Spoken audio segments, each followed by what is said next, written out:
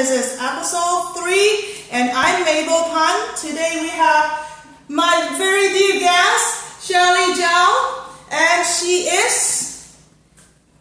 How do you describe yourself? How do I describe myself? I am a co-founder of the Burnout Clinic, and I'm also a coach coaching females who struggles with self-doubts and transition them into self-confidence. Awesome. So I knew Shirley for like 4, 5, 6 years. I lost count totally. I think around 5 years. Yeah. We met each other in a yoga studio, and at the time I was very injured and taking yoga classes, planning to become yoga teacher, having a totally transformation of myself. And I see this girl also going through transformation on her own. I remember you were like doing errands in the studio, and then you start learning to teach yoga, and then you became a yoga teacher, and then you start to explore many different aspects of your life. Yeah, that was a very interesting time. Back then, I just came back from Korea. I didn't know what I wanted to do, but all I knew I wanted to do was like yoga was going to be part of my life, and I needed a method to get my foot into like, okay, just continue my practice. Wow, that's awesome. I remember seeing a post from you on, was it Facebook? Yeah, I didn't use Instagram that much. So it was Facebook page that I saw her trying a pose and put on a helmet. And really got really brave on it. And within like a few months' time, you already proceed into the same pose but on a staircase, one hand on the ground, one hand on the stairs without the helmet. Yeah. That's really strike me. It's like this girl is really determined on what she's getting. She really knows what she wants to really go for it, which is amazing. Thank you. That means a lot. Yeah. And you've been studying a lot since then, right? Yeah. Not just like yoga. Like, tell me what you have done afterwards. So afterwards, it was through my own personal journey to understand myself a bit more and to understand, I thought I was going in for a course on effective communication, and once I was in there, I realized this is not just about effective communications with others, but more so with yourself and your unconscious mind. So it was neurolinguistics programming, and I was understanding, I do have a control about the thoughts that's coming in and out, and I have the ability and power to change it. So you went on further study in university, different institute to study for that? I went into university learning more about behaviors of youth and children, and how do we be of service to them from their perspective. Right. Did you know that once we have the interview post out, one of your professors actually show up and say, "Hey, Shirley!" Yeah. I think she is watching right now, or maybe watching later. If you're watching playback, have fun with Shirley. And you can, if you're watching now, you can always ask us a question. We can see the comments of your question here. Hey, Sue. Hey, and she's doing live on her own too. Yeah. So if you go onto her Instagram, you'll see us in a different setting, but it's the same place. Anyhow, time is an illusion. So, my first question for you is, out of all the things you have studied and learned, what is the one thing that you find it the most fulfilling right now? The one thing that I find the most fulfilling right now for myself, it's really about mindset and shifting the mindset and how it's connected to the emotions. And I find a lot of times in the past, my outlet for processing emotions was to cry, to journal it out, right? And it's very important to allow yourself to have that time to process the emotion. However, now it is, once I've allowed the emotions to kind of calm down, I have the tools to look into, like, what was the belief around that?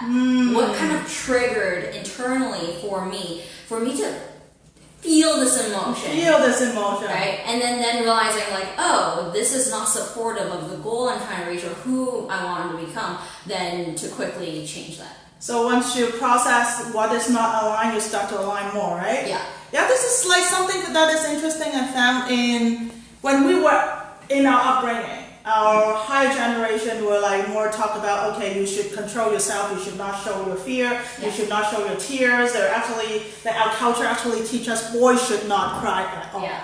And that's just now, but we all turn around now. We talk about like sit with our feelings, feel our feelings are to be felt, and there's nothing wrong to, shed a tear if you feel emotional and express it out, journal it out, and then just to experience that. I guess like the whole world has changed. Yeah. Right? So we are kind of sitting at the fence of this two generation where we were totally suppressive in our feelings, and now we become like totally expressive and true to ourselves, and we're kind of like at the borderline, and we understand how we were brought up or how our parents were brought up, and now we also understand what we were taught. It's not really working for our time, and we're transiting to the new era and also new modules of how to handle ourselves. So how did you find that transition to you personally? For me personally, it was when I started looking back into my past to understand, oh, what past experience have I had then? And then to realize it's okay to feel a range of emotion, even though, for example, fear or sadness, it may be on the negative side of the scale. It's not necessarily a good or bad thing. It's just a positive and negative, right? And then to realize, like, oh, once you have triggered emotions, it's like when you have the emotional baggage that comes up. So, for example, rage, right? It's like a very intense version of fear, of anger. And when that comes up, you know that there's something to look into a bit more, and it's almost like a thread that you tripped over, and you pull this thread, and then you find like, oh, there's like a lot. Like fishing it out. Yeah. So how did you find your need to transit from the old belief that you're being taught towards the new modules that you're learning by choice? Like when did that happen? When did that happen? I would say probably about 4 years ago. 4 years ago when I first stepped into the classroom, and then I was like, oh, this was really interesting. And when I started to do work about, for example, internal conflicts, where it is one belief and another belief, it's still you, but they're conflicting with each other. It sounds like, oh, I want to quit my job and start my own, or it could be like, oh, but the other side is, it's so secure to stay in my corporate job, right? And to, like, I'm guaranteed the salary to have the stability to support my family. So those could be in conflict, right? There's different values there. And then once I started to, like, merge these different parts of me together and just, like, allowing, like, the tears to run through, then I'm like, wow, my eyes opened up and realized I have the ability, because anyone that I work with, I'm just there to guide them through the process, right? They have to be open, and they have to do the work themselves, right? And then for me, it is just teaching them the tools afterwards so that they can go out feeling more stronger and more empowered over their own mindset and emotions. I guess you nailed a few very important things that we all face right now. It's like we have certain desire, but it doesn't match up with certain values that we are taught or we buy into or we personally set it for ourselves. And then how do we resolve the conflict in between? When you say integrate, what exactly the tools you use to integrate or help others to integrate? So I use a tool called, from Neuro-Linguistics Programming, I use a integration by parts. So it is really the both parts of you, the higher purpose of it is always good for you, right? But then having those two parts come out and in agreement that, like, oh, actually, I see why you are of value, and I see where you're coming from, right? It's like, imagine the two of us having a disagreement as to simple things as, like, where we want to go eat, but then realize, like, oh, ultimately, we just want to go out somewhere to have a good time, to have a dinner, right? So then bring that from an unconscious level up. So it's more like finding the core needs and how can I say that? Like the core fundamental needs that both sides have, and then find a common ground that they can both honor. Yeah. And they can both be honored. Yeah. Right? That's awesome. So you have done your own work, of course, to a point that you become a coach. You now set up your own clinic and helping other people. How do you feel about your life right now in general after you have done all your work all these years? It feels like when I look back, I'm like, I recognize her. At the same time, I'm like, I can't, like, when I was full of my emotional baggage, my limiting beliefs, I could never have imagined the version of myself right now. But then looking back at myself, I'm like, wow, like, I don't think I would change anything there. And at the same time, it's like really appreciating the past to what brought me to this very point, right? Because anything changes there, it could be a massive change in trajectory. So, like, what is your biggest challenge right now? My biggest challenge right now, I I think there's a mixture of challenges. Right now, it is to go slow. Yeah, I guess that's the same thing as a lot of us went through transformation. We always want to, dump this and dump that and want to really hurry ourselves up. Yeah. And now it's time to we have done so much. Why not slow down a little bit? Yeah. Right? Yeah, it's like you have to slow down, and then that's when because sometimes I'll agree to too many things, and then I'm like, oh, my plate is so full, right? And then that's when I start to feel a bit more stressed. I'm like, okay, let's take a moment, assess all 6 areas of my life, and sometimes, especially my career, in one area of my life, I'm like, oh, I'm doing a few things. Okay, maybe close some loops. And so then I can really just focus on. So when you slow down, did you find that you have actually learned more from it in the same thing? Because now you're more focused on that same one thing. I feel like when I'm slowing down, I'm more purposeful and I have more intention. Right? Then it's you're more aware of when things are going towards what you want. And then you're more aware of when is it time to pivot. So when you start one thing, right, you're not limited to yourself that I have to get to the ending point here. You're kind of open that where it's going to turn you into. Is that right? Yeah. That's awesome. That's a really good point to be in the moment, right? Sometimes we start one thing, we expect a certain ending, and then we actually limit ourselves to just one kind of ending instead of being fruitful of having different experience all integrated. Yeah, because when I was in grade 2, I had a very clear moment in my life where I'm going to be a teacher. That was what I knew I wanted to do. However, as I went through university, I did my internship at a public school, and I'm like, no, teaching in the institution of a school just didn't align with me. I felt I was a lot more free-spirited. I felt like my hands are tied behind my back. So I was like, okay, no, not a school. So then I went to teach abroad to experience okay, if I was to try teaching full-time, how does that feel? Does that suit me? Let's try that, right? Love teaching in Korea. At the same time, it gave me even more clarity that teaching full-time, because I know in Canada is very different. What were you teaching in I was Korea? teaching in English. I was teaching English. I see. Oh. So what's the difference of teaching an English-speaking person English versus teaching an Asian country English? I know it sounds like a really kind of funny question. Of course, is very different. But not just in the academic level, the mindset level, how people receive you as a Chinese coming from Canada, teaching them English in their country.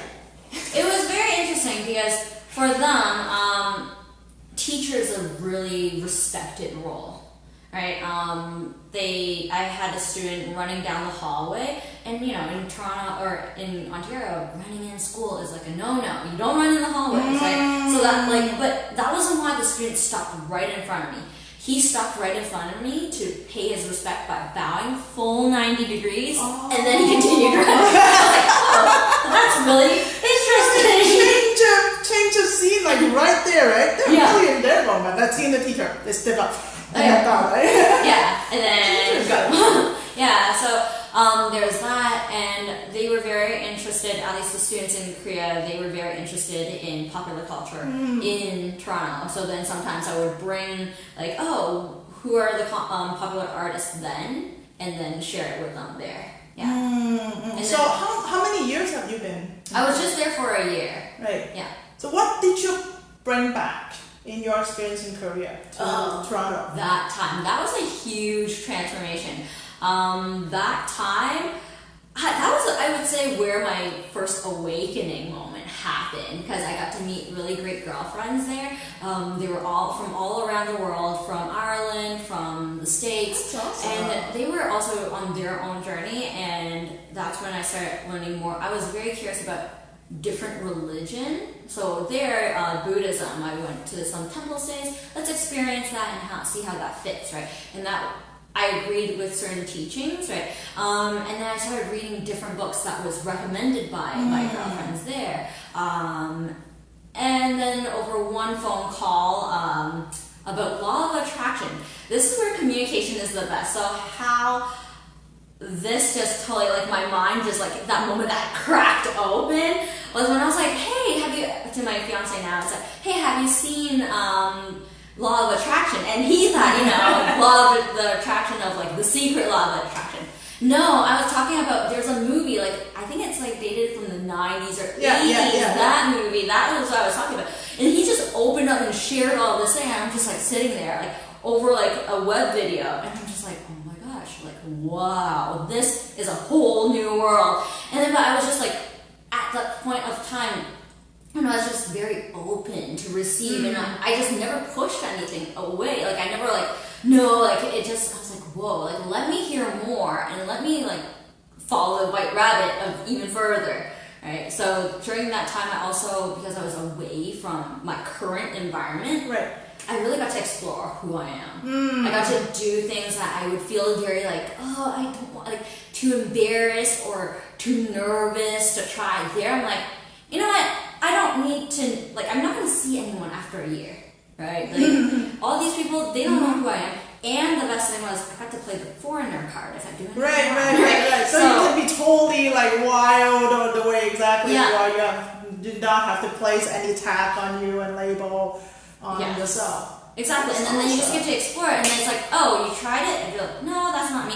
Ooh, you tried something else? I really like this, let's do more of that, right? And then it's without, like, the little, like, voices in the back of your head, and it's just, like, you're more, I guess I was more courageous during that time. Like, observing you in the past few years, right? Like, I see that travel is really a main thing on you. I see you traveling so many places, and then sending back pictures and videos, talking about stuff, contemplation over there. It's really amazing, and I think that's a big part of how you free yourself to become yourself. Am I right? Yeah, I agree, because traveling, you get to open your eyes to different cultures, right? And traveling, especially if you travel to somewhere that's foreign, the language, right? Like, you don't, not everywhere speaks English, and when you're there, you really gotta think fast on your feet. Yes. And you really have to learn go with the flow, like, live and go with the flow, because you can have a plan, like, oh, I wanna go try this and that, right? But then along the way, you get lost, or you're trying to figure out things, and then you understand, like, oh, people from different parts of the world is very willing to help. And then it's like, oh, how did I feel during that time that I didn't hit, like, this destination by a certain time, right? And what is my thought? Like, that's when your mental chatter, like, gets louder too, and it's like, okay, like, what am I saying to myself, right? Is it supportive, right? And then so it's like, sometimes you get really frustrated, you're like, okay, let me take a moment, sit down, and then breathe and come again. Exactly. And I also see that, like, when after you travel from one country to another, you get more understanding of those people there. Yeah. It breaks out a lot of cultural differences and barrier. It really breaks open that we are actually all living in the same world. Yeah. It's just our upbringing is a little different, our weather may be a little different, but when we maneuver all around different continents, our perspectives start to change. We start to be able to include more people, include more differences to become one. We're not just thinking about our way is the best way. We also think about, okay, my way is maybe the best way for me for now, but their way is also best way for them. So we have more honoration in between, we understand each other more, and we have more love, right? Yeah, I agree. And when you start seeing other cultures, you become more flexible and more open, right?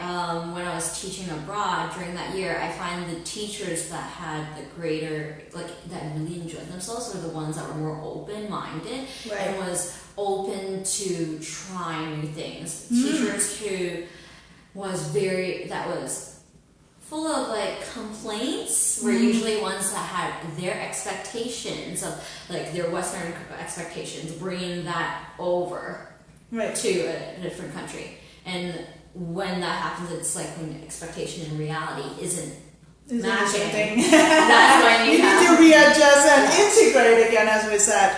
So you have come to this point, of course, you've been through a process, like a path, right? And this path would not be like a one-day thing. Like, say, for the past few years, what were your biggest challenge to come to this point? Biggest challenge? I would say it was to look into my past and to be brutally honest with myself, right? Honesty. Yeah.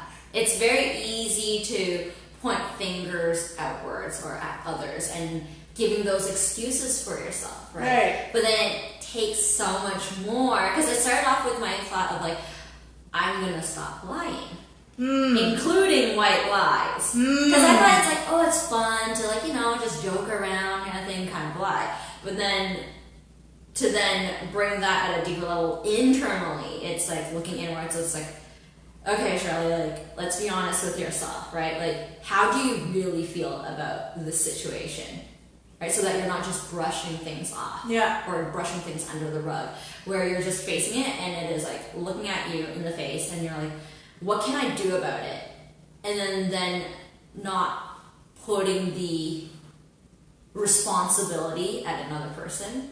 Yes. And taking the power back. Yeah. And then if it's like, it's a situation you don't like, you can do something about it. Yeah. Right? Yeah. Yeah, seeing the choices is actually ours to take, like how we face any given situation. It's always how we see it and how we feel it and how we deal with our feelings at the moment, and then so our action or reaction become like true to ourselves and also true to the situation. Hey, your professor is watching. Hi.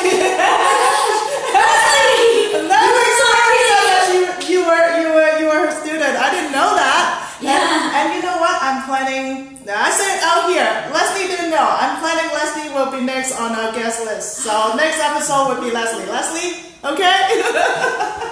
I guess she'll be like, what? Yeah, she's amazing. Anyhow, so back to you, right? So what, like being honest is one thing. Like, what other tools do you help? Like, I mean, there will be times that you feel like very defeated. Yeah, you say something that's true to yourself, but nobody buy it, nobody take it, nobody take it seriously, or it's everybody is against you. How do you take that? Well, it depends on the situation. Like, if it was, for example, during the end of last year, I was in a very dark hole, I would say, and I was just like, there was no reason or rhyme, and it was just a phase to go through. Then I was like, okay, let's ride it out, because like I've tried to meditate, I tried to look inwards, and I'm like, where is this like coming from, right? So then it's like just feeling very like unmotivated, and I was like in a hole, and I was like, there's like a lot of sadness that I'm feeling, but then it was like something that was meant to just go through, and then when it went through, when it's no longer the time, it just no longer, and then I look backwards and it was just transitioning, right? It was transitioning from like just level of awareness at that point. And sorry, what was your question? Like what helped you get through those times? Like, any particular tools?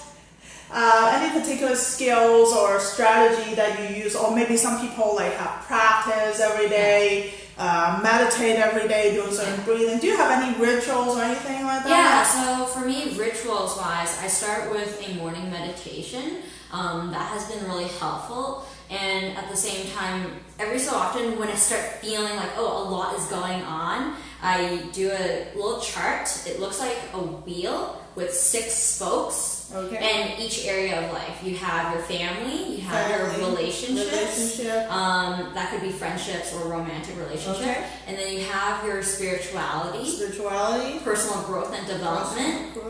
And then you also have your health and fitness. And then you also have family, which is the 6th one. I usually go through it and then I'm missing one. I can start again. I guess most of us did not get everything. Okay, start from the first one.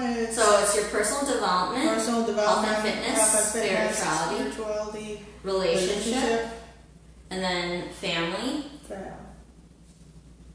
I'll let you know. Yeah. So career. Yes, that's a huge one. Like I sometimes find career is huger than a lot of things for us now. I see how many people spend more than 1/3 of a day in the office, at work, seeing clients, and even the commute to get you to work is part of it, right? Yeah. So some people actually spend 16 hours a day in work and and all this relating aftermath of work.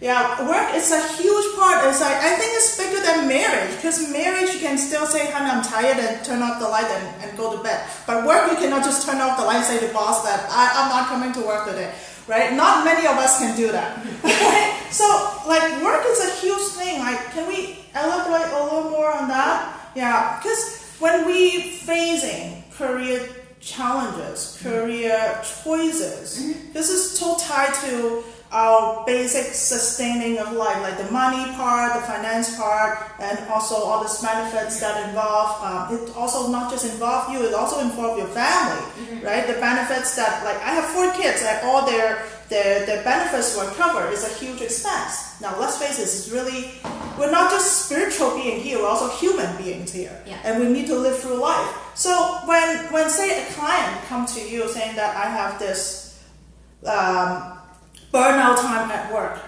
what would you suggest them to do? I'll go through a breakthrough, which entails a 2-day therapy. First day is to just look at all your patterns. What are you running at an unconscious level? Because our unconscious is what's going to really direct. A lot of times we'll hear people talk about self-sabotage. So let's say consciously you want to, like, career, a lot of times it's money. You want to make X dollars, or you want to feel fulfilled, right? However, your behavior, you're constantly feeling derailed, or your behavior is just showing up, you're constantly there, going this way, right? So what it is conscious mind is here, but your unconscious mind is here. You gotta align them. So you have to look into the beliefs, what is there, right? Because simple things as a child, little things like, oh, parents could say, money doesn't grow on tree. Well, how are you gonna, like, make abundance, like, if you believe that at an unconscious level, right? So then it's looking through many patterns that we run, right? Sometimes it could be like, oh, like, I constantly feel overwhelmed, right? Like whether it is at work or at family, right? But then what is the underlying belief deeper, right? Because we have so many presenting problems, but then I'm using, like, directed languaging, right? Then you kind of look at, so like, oh, what is the root of problem? And then from there, pulling it out. Right? For me, career was one of my first breakthrough, because I was like, I want to feel fulfilled. I want to feel like what I'm doing is meaningful, right? And I was very lost. When I first met you, I was just like, oh, let's try this, let's try that. Yeah, meaningful is very important, right? Yeah, and then it wasn't until I looked into my greater problem and realizing, like, oh, I had a belief about myself that was about my own self-worth. Like, it was from a very old event when I was much younger. I was around 3.5. And during that time, at an unconscious level, I formed a belief. Like, a belief was there to protect. Ultimately, all these beliefs is there to protect us. Right. And then... Now we start learning fear around that time, right? Mm-hmm. Yeah, emotions, right? And emotions can be passed on, could be from past life. So, like, all of those emotions, and then look at processing all those, and then to then set a goal. Because when you're full of limiting beliefs and emotional baggage, right? Like the past me, looking into the future, it's still filtering through, like, all that I'm seeing is through all of the limiting beliefs, like how I see myself, right? But then now, the version of myself looking into the future, I'm like, oh, I can totally do this. Like, you have so much more belief in yourself, right? Yeah, because what we learn a lot of times is associating of how our parents run the family and taught us how to behave in their strategies of running the family. But a lot of times it only fit the family when you were little. Yeah. Right? But when you grow up, all those rules do not apply anymore, right? It's not true anymore, because you're not restricted in the family setting. You're on your own now in the world, and how do you handle yourself in all these possibilities in front of you? Like, will you still be, like, enclosing yourself to keep yourself safe in a little bubble, or are you exploring that makes such a huge difference, right? And so now when you look back to your transformation process with your current awareness now, would there be anything that you want to try it again, or thought that you would have done better, or maybe change a little bit of your course, or you're totally happy of what you've been through up to this point? I'm grateful for all that I have gone through, because that has brought me to who I am now. However, when I go and run workshops with youth, one of the first things I teach them is to look into your values. Understand what your values are, and are there values that you need to clean up? Values. Right? Yeah, because your values is formed by the time you're age 7 at an unconscious level, and these are also your drivers. Yes, like if you want to feel motivated, your natural motivators are rooted in your values. So then not only just are you looking into the word, but asking questions as to like what this word means to you. And then once you have all of that, you look back and it's like to set a goal that is at an unconscious level, just naturally pulling you, not hustling, not grinding it through, natural pull towards it. You use your values and then to plant that in. Because a lot of people don't set goals, and those who do don't know how to set a goal that is supercharged by the unconscious. Yeah, so you gave us a few elements very important right now that at the beginning we talk about honesty, we talk about travel, expanding the consciousness, we talk about value. Yeah. And what would be the next thing that if someone would have gone through or is going through what you have been through, what would the one suggestion that you will want them to pay attention the most? If they are going through, let's say during that time about self-doubt, and whether it's self-doubt, imposter syndrome at a workplace, or it is seeing worth within self, I would say look into your self-talk. And then ask yourself, right, what beliefs needs to be true for me to have this thought or to have this emotion come up? So it also back to those elements we just talked about when we look at the self-talk, we listen to the value we have in the self-talk, we be honest with what is true or not true at the moment, and we evaluate and reevaluate and integrate, right? That's all the things you were talking about. Yeah. Now it's all come into places. Yeah. That's awesome. Is that how you also help clients to find their way out? Yeah, because sometimes for me, my first step is let me step into your shoes to see this room, this box that you feel stuck in. Where are your 4 walls? Right? There's an exit, but you may not see the exit. Right? So then it is like, okay, let's see what is your reality, because our reality is created twice, right? It's like once here, and there's once here as well too. So then, like, let's go into this reality, because everything, like, it's an experience externally, but it's how is it interpreted internally? Right. Like, what filters? It's like we're all wearing glasses, but what filters do you have in front? Right. Let's clean those filters up so that you can see things for what they are. I really like your idea of like finding what is enclosing them, like finding the box they're in. Because a lot of times as healers or as teacher, we often try to steer the way and also trying to help people release what they're ready to release. But oftentimes we do not really have a solid idea of where the person is honestly at, or even the person themselves may not know. So this is really a good foundation that when you being so honest at your values, at your self-talk and everything, you figure out actually what is keeping you in the box, then you probably already have a lot of realization without too much help. Right? Yeah, because then when we look at, even when I look at a problem, right, like I have a coach myself, right, because the work that I do is at an unconscious level. Sometimes I'm like, okay, like I see this. Sometimes I'll be able to find my patterns and like find my belief, and sometimes I'm like on a call with my coach, and then I'm like, could you just guide me through this? And then it's like, oh, it's like a blind spot, right? Yeah. Where you're not aware of it, and then you're like, okay, this makes a lot of sense. So then now that you know what is holding you back, and then you have the tools to then release it. Yeah, like, I guess like a lot of us have that moment. It's like, oh, that hit me again. I was just telling my client not to do that. Now I'm doing that myself. Well, that's a beautiful thing. Like, that's the beautiful thing. Like your clients are a reflection. Like it is like my coach. Like when I was going through my coaching program, my teacher is like, the clients you attract in is to reflect to you the problems that you have to do, like the growth that you need to work on. So true. Yeah. So when I see some of you, I'll start to look at myself from you. That is a good one, right? So, what is your current vision of yourself? Like, not to put a timeline, but more like,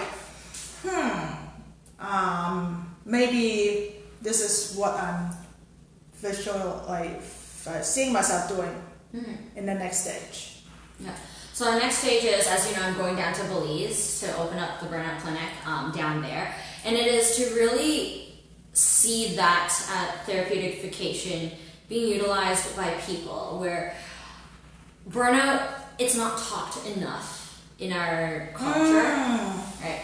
And it's also one that kind of holds like a close spot to my heart, because I've gone through that. And then it's really hard if you're working in a 9-to-5 or any corporation. You have to prove to your boss that you're sick enough, right? But it's like mental health is not as visual, like physically you can't see it as well, right? And so it is to prove that you're sick enough before you can take leave, right? For me, it is, I would like to see that flourishing. And so it would be, during that time there in Belize, it would be a balance, right? It is balancing to preaching what I, like doing what I share with others, right? It is like, oh, when you see a problem, right, come up, then you look into it, right? And when you're there, it is to go slow, right? That is literally the Kikager's like motto, like go slow, right? It is like when you're there, you're still able to be super productive, right? But you're not stressed. Now, how do you bring that back to here? So let's recap a little bit. So you want it to be more like a general awareness that, number one, burnout is real. Yeah. It's a valid situation. Yeah. It's not necessarily that you are totally broken down. It's more like a pre-stage. So people will realize that before they become really broken down.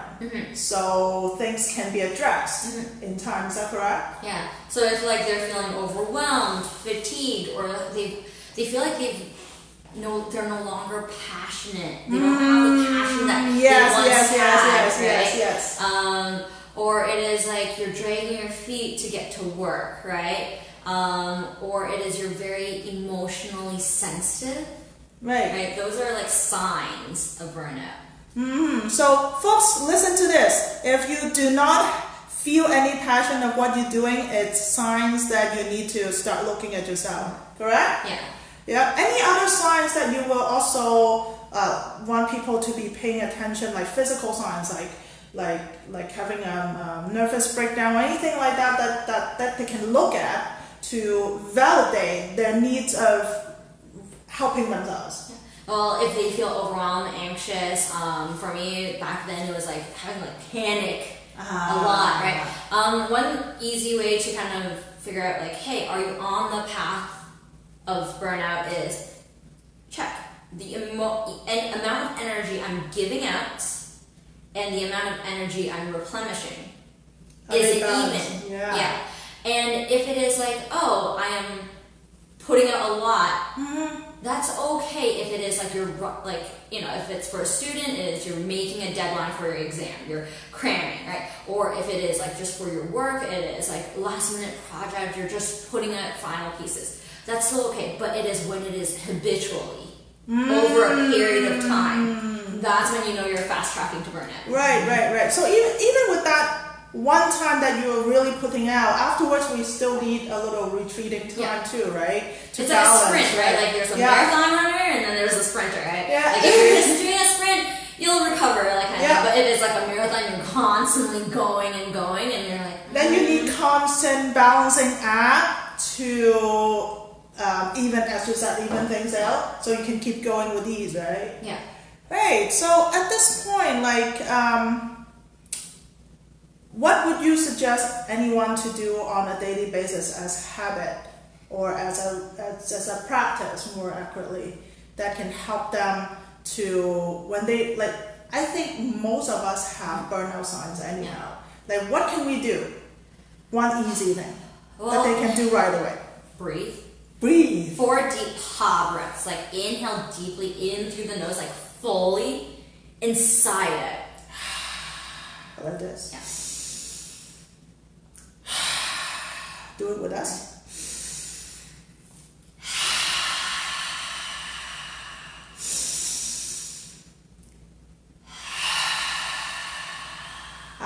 Everybody feel better now? Yes.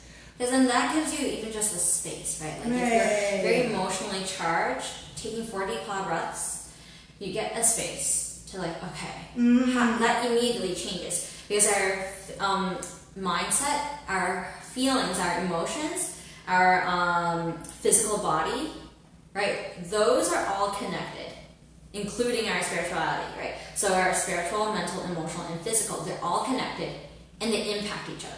Yes. By changing what we're doing physically, we're able to immediately change our emotions and our minds. And all the other aspects all come together. That's really cool. Like, breathe, guys, breathe. This is so important. And so thank you very much for all the suggestions and all the tips. We have honesty, we have traveling, we have integration, we have not lying, we have breathing, and what else did we get? There's a lot. That's a lot we covered. And you promised to bring back that, the career stuff. Yeah, so career, there's like the 6 areas of life. Right. What I do is in that spoke, the center point is a 0, and then each spoke at the very tip is 10. So take a moment, evaluate, right? Honestly evaluate. How am I feeling? In a scale of 1 to 10, how do I feel about my career right now? And then you kind of like mark it there. And then from a scale of 1 to 10, how do I feel about my health and fitness? Mark it there. And then spirituality, relationship, personal development, and health and fitness, right? And then look at this wheel that's internally, right? Is it like nice and round, or is it like really lopsided, right? Right. If you have kids, this wheel is gonna spin a bit faster. If you're an entrepreneur, this wheel is gonna definitely like go even faster, right? So then you want this wheel to be round so that you could go fast, right? So if it is lopsided, then it's a huge sign to like also like slow down. And then to look at like where's the lowest, and then asking yourself, if this like let's say is at 4, if I want to bring it to 4.5, how would that look or sound like? And if it is to bring it up to like a 5, how would that look, sound, or feel? And then maybe if you want to take action towards it, and if you're not, then asking yourself, how come? Why don't I want to take action to improve this area of my life? So all this evaluation, are you looking at more of every number is in an even term than having a pass mark? Right? What do I mean by that? It's like you have 0 to 10, right? Yeah. Should like be it alarming if everything is 3, or if most of the things pass 5 and 1 go to 7, it's more alarming. Like, what would you look at all those? Usually it's more lopsided, especially when we talk about career, and especially if it's relationship and family, that's the lower number. We tend to focus more like if it's going well, this part out of my life I feel good, I'm just going to keep doing this and ignore that area of my life that I need to really look at it again. Right? So then it's usually for me, if there are any areas of your life 7 and above, and like if you're happy with that, then that's good, right? But then if there's anything that's on the lower side, right, anything around 3, 4, 5, I'm like, let's ask ourselves, it's like, oh, what can I do to just push it up, right? And then it's like a week later, it's, oh, did I do that? Right? And if I didn't, why? And what are the excuses are we telling ourselves? Right. So that constant evaluation of checking in would keep the momentum, right? That sounds like a good plan. So everybody should have a chart of what are the 6 elements again? Career, personal growth and development, spirituality, health and fitness, relationship, and family. So draw out the chart and evaluate from the center point how far you are. What is the evaluation line it's from? It's like happiness that you're measuring, fulfillment, like what is the one thing that you're measuring? It's personal, like how do you feel about this area of life, right? It's like, I feel like, oh, right now it's, how satisfied are you? Satisfied, okay. Right? Like, is this like, would you say this area of your life is going well? then it's like... Then you have all these numbers in place. Yeah. So folks, start doing the wheel with all the 6 elements, the family, the career, the personal life, fitness and health, and family, spirituality, all 6 of them. And then evaluate yourself how satisfied you are to each area, and then you start to see in front of you how your life actually basically look like. And then from there you would know instantaneously what to work on and what to build up more and pay attention more. Okay? So I hope everyone gets something today. If you need more help, where can we find our lovely Shirley? Well, you can reach out to me through email at Shirley, Shirley, at theburnoutklinic.com, or you can find me on Instagram at Shirls with a Z, SHIRLZIN in Wonderland. Mm-hmm. Yeah, with an O. So, and you will also put them onto the comments after our interview, like into the comments or the posts that we can reach you later. I will also make sure that all this information and content is in place. Are you having any workshops or classes that you're gonna have in the near future that we can also look into? I right now don't. However, right now for the Burnout Clinic, we are offering for them to fly down round trip is roughly from WestJet is about $500 to come down for their breakthrough as a starting promo. Oh, okay, awesome. So check in with Shirley afterwards if you need more help and more guidance. She's always ready and happy to help. Yeah. So we're very happy to have Shirley today. I really appreciate your time and your wisdom. We learned a lot today, and hope you also bring back something into your life that is in balance and in sync, and honesty is the key. So next time I'll see you again in Incredible Human. Now and then we'll have the next guest. I actually have a list of guests lining up right now, and they're all incredible human. And know that we're showcasing all these beautiful people, not because they're any particular celebrity. It's because they are regular people like you and I, that we have all find a way of struggling through, we all work through our struggle and challenges into a point that we want to live our life. But we are no different than anybody else. We all have our challenges, we all have our talents, and we just need to find the focus of what we want to live more, the challenge or the goal after the challenge, the blissful moment that we're looking for. And then we strategically, step by step, work out our challenge and struggle to the point that we want to go and we want to live. So wait until next time. I'll see you again. Have a good day. And bye everyone.